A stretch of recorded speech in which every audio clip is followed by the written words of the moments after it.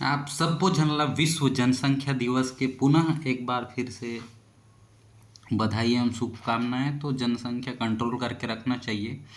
और तो वर्ल्डोमीटर संयुक्त राष्ट्र के विभिन्न रिपोर्टर्स और राष्ट्रीय परिवार स्वास्थ्य सर्वेक्षण रिपोर्ट द्वारा एक रिपोर्ट दिए गए है आज के जो विश्व जनसंख्या दिवस के अवसर पर। तो ये जो है जनगणना हमारी यात्रा जो 2000 के बाद हमारे छत्तीसगढ़ राज्य बनिस ओकर बाद ओवरऑल मैं इंडिया की रिपोर्ट बताऊँ आप मन ला।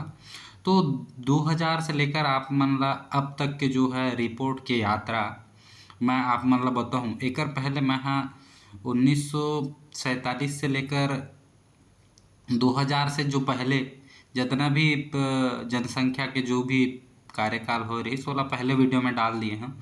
तो 2000 में का है नई राष्ट्रीय जनसंख्या नीति आए। तो ये कर लक्ष्य रही कि 2010 तक जनसंख्या दर को 2.1 तक लाना था, यानी पति पत्नी की आबादी 2 बच्चों में रिप्लेस हो।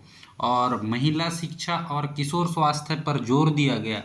महिला शिक्षा और किशोर स्वास्थ्य पर जोर दिया गया और वर्ष 2000 में प्रजनन दर 3.5 और 2010 में 2.6 थी। तो इसका टर्निंग पॉइंट ये था कि इस नीति में परिवार नियोजन को सशक्तिकरण से जोड़ा। विशेष महिलाओं के संदर्भ में राज्यों को टारगेट दिए गए। 2000 के बाद नई राष्ट्रीय जनसंख्या नीति में ये सब कार्य हुए। उसके पश्चात 2010 से 2020 के बीच जो आबादी स्थिरीकरण के संकेत दिए, उसमें इस दौरान अधिकांश राज्यों में प्रजनन दर 2.1 या उससे कम हो गई। तो दक्षिण भारत के कुछ राज्यों में इससे प्रजनन दर इससे नीचे भी चली गई। जैसे दक्षिण भारत के कुछ राज्यों में एकड़ से प्रजनन दर नीचे चले गई और जीवन प्रत्याशा बढ़ गया जो 69 से 70 वर्ष हुई थी। तो इसका भी टर्निंग पॉइंट ये था दोस्तों कि भारत जनसंख्या स्थिरीकरण की ओर बढ़ने लगा था। और क्या है युवा जनसंख्या की विशालता को डेमोग्राफिक डिविडेंड के रूप में देखा जाने लगा। ठीक, तो उसके बाद क्या है 2023 से 2025 सबसे बड़ी आबादी और सबसे बड़ी चुनौती 2023 से 2025 के बीच हुआ। भारत चीन को पीछे छोड़ दुनिया की सबसे अधिक आबादी वाला देश बन गया। जनसंख्या 145 करोड़ के पहुंच रही है और बुजुर्ग आबादी और शहरीकरण, बेरोजगारी और फिर पर्यावरण जैसी चुनौतियां हैं। तो इसका टर्निंग पॉइंट ये था कि जनसंख्या अब नियंत्रण का नहीं बल्कि प्रबंधन का विषय है।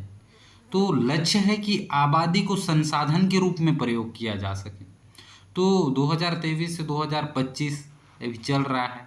तो इसमें जनसंख्या अब नियंत्रण का नहीं बल्कि प्रबंधन का विषय है। मतलब लक्ष्य यह है कि आबादी को संसाधन के रूप में किया जा सके। जो आबादी है उसको एक संसाधन के रूप में देखा जाए, ना कि नियंत्रण के रूप में। नियंत्रण तो होगा भी नहीं और हो भी सकता है और सभी को हम नहीं समझा सकते। तो जनसंख्या को कंट्रोल करिए। आप अगर चाहेंगे तो आप ही से कंट्रोल हो पाएगा। तो ठीक है, अपने अपने फील्ड पे बने रहिए। और ये जनसंख्या के बारे में आपको थोड़ा बहुत थॉट्स टिप्स दे दिया मैं। तो थैंक यू दोस्तों, सुनते रहिए, मिलते रहिए मेरे पास। ठीक है,